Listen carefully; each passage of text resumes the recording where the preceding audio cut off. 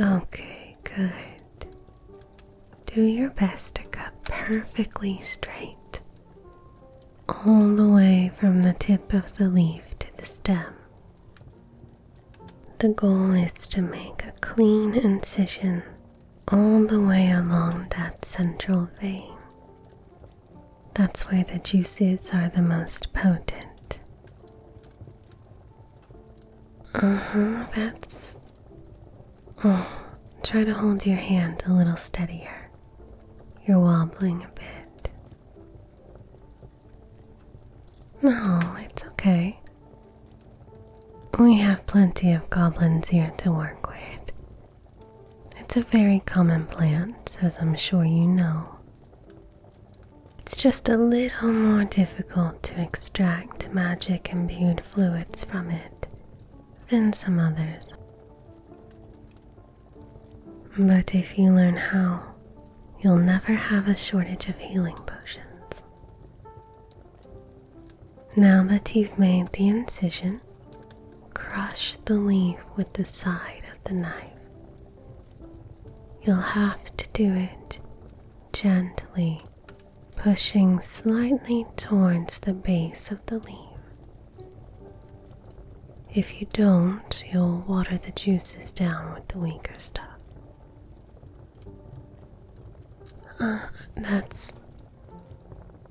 Yeah, that won't work. You pressed too hard.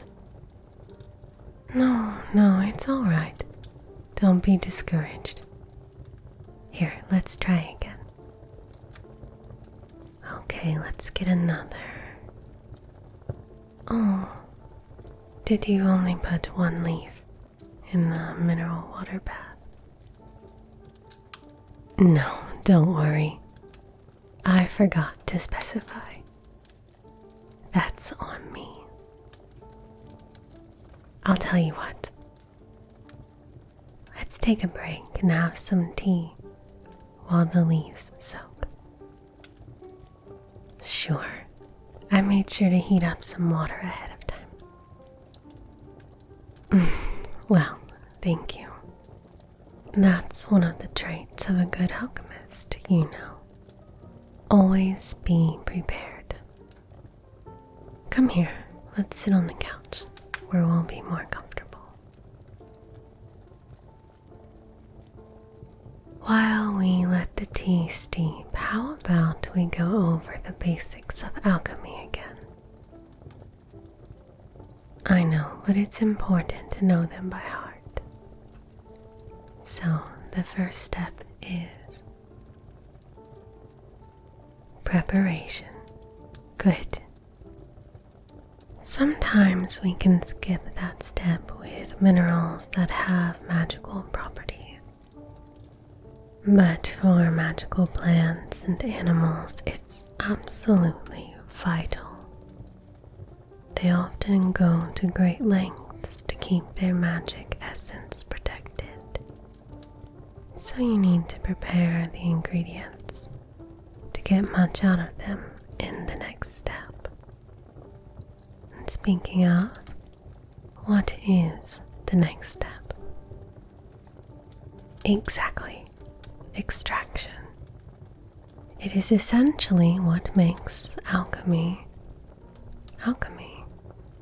pulling the magical essence out of the ingredients allows you to make all sorts of things. As such, it's the most important step to get right. That's why I'm starting you off with an ingredient with a slightly more complicated extraction process. It's the fastest way to become a good alchemist. No, I'm not trying to get rid of you. You can be my apprentice for as long as you like. But the faster you progress, the sooner we can get to the really fun stuff.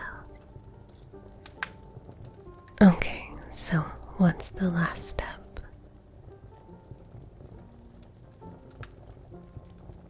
That's okay. The exact wording isn't that important. so long as you know the principle behind it. Incorporation is the word you're looking for. Incorporation is where you imbue something. That something is called the reagent. With the essence you extracted, sometimes the reagent needs some preparation of its own. In order to receive the essence, other times a catalyst is needed to complete the incorporation. There, that wasn't so bad, was it? And we finished just in time too. I think the tea is ready.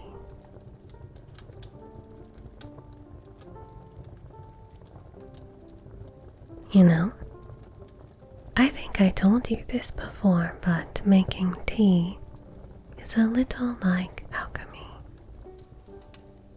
Do you think you could guess which step is which? Close.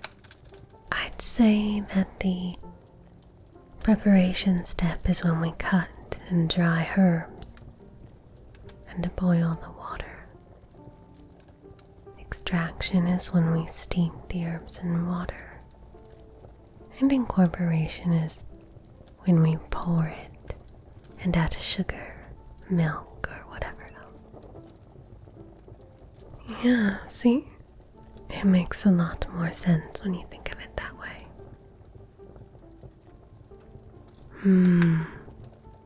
Alchemy is more fun than making tea, in my opinion. But the end products are usually more practical than enjoyable. I hope you like the tea as much as I do. Good, but you have a bit of a sour expression. What's the matter? Oh, I see. Well, don't beat yourself up about it too much. If alchemy were something you could do perfectly on the first try, everyone would be doing it. You know, this is the same recipe my teacher started me off with. And let me tell you, it was just as frustrating for me. I went through, let's see, probably 5 leaves before I had a passable result. And that was just the extraction process. And that's the funny thing. Technically, the extraction step is supposed to be the hardest part of this recipe. But for me, I really struggled with incorporation. It's really more art than science. Personally, I think you'll excel when you get to that step, though. Sure, you already have a real knack for finding good ingredients. Usually it takes a lot of experience to learn how to pick the best ones. But you seem to do it instinctively. I have a theory about that, actually. Ultimately, what makes a good alchemy ingredient is a powerful magical essence. I think you have the innate talent to sense magic. I can't be completely sure of it, but I think it's pretty likely, and that means you have strengths that I don't. I tend to take a rather scientific approach to alchemy, but magic is an important part of it, and I think you could tap into that mystical side of it. Oh, absolutely. I really mean that. I think we could make an incredible team. I know you aren't really looking to become a career alchemist, But if you ever change your mind, I bet we could really go far together. So, how are you feeling? Ready to give it another go? Great. The leaves should have soaked for long enough by now. Come here. Let's try again. Okay, so take the leaf and make the incision. Yes. There you go. Better. Not perfect, but you cut a lot straighter this time. That'll make it easier. Okay, let's try crushing again. Remember, gently pressing slightly towards the base. You're doing much better, but be a little more gentle. It's a delicate plant, especially after the soak. You don't need much force at all.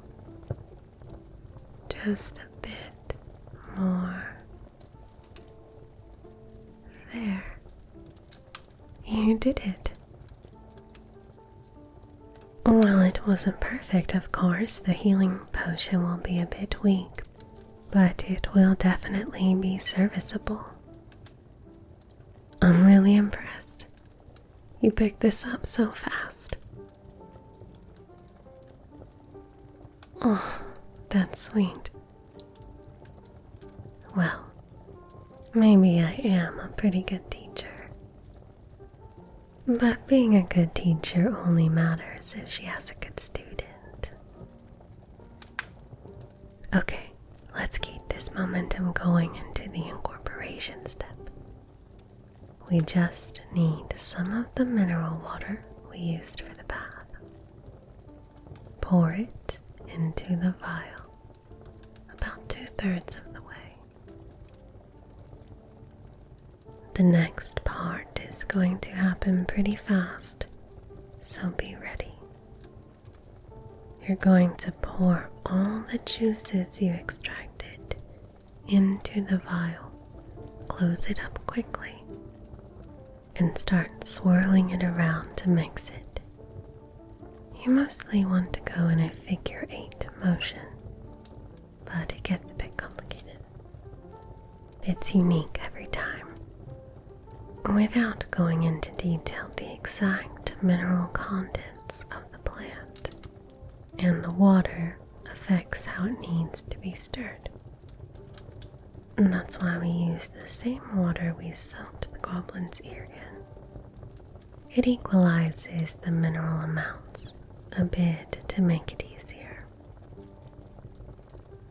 But to make a successful potion, you need to watch it very carefully.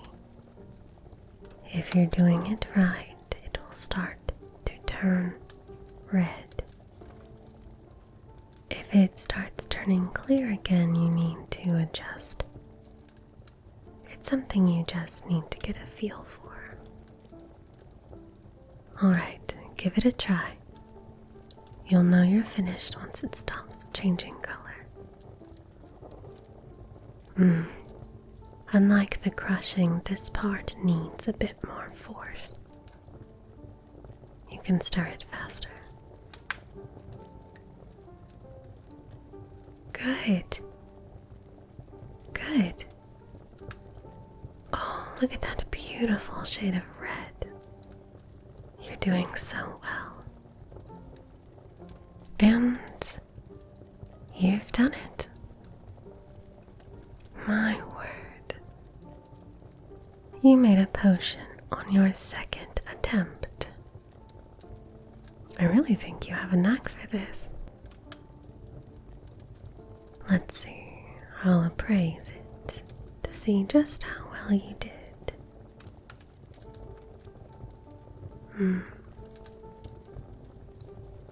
Yup, just as I thought. This is a lesser healing potion. Oh, don't be disappointed. I don't think there's ever been an alchemist whose first potion wasn't of lesser quality. That's just how it goes. You should be proud. You managed to make a potion on your first day. And lesser healing potions have their uses. If you use a really strong potion for a small injury, you can get some really unpleasant side effects. Jitters, dizziness, that sort of thing. So you really want a lesser healing potion for something like a cut. Anyway, I think I was right. To do so well incorporating it, you must have some sort of magical sense. I'll be interested to see how that develops. Well, I had set aside a lot more time for this. Maybe we should have a lesson on exactly how these steps lead to a potion.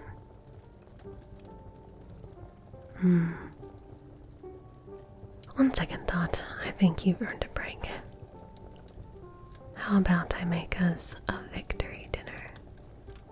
Or, I guess more like a victory lunch. Great.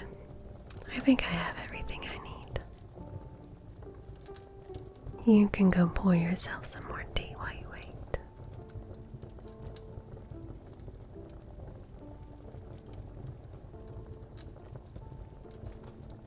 Hey, I'm really proud of you. I'm happy you became my apprentice.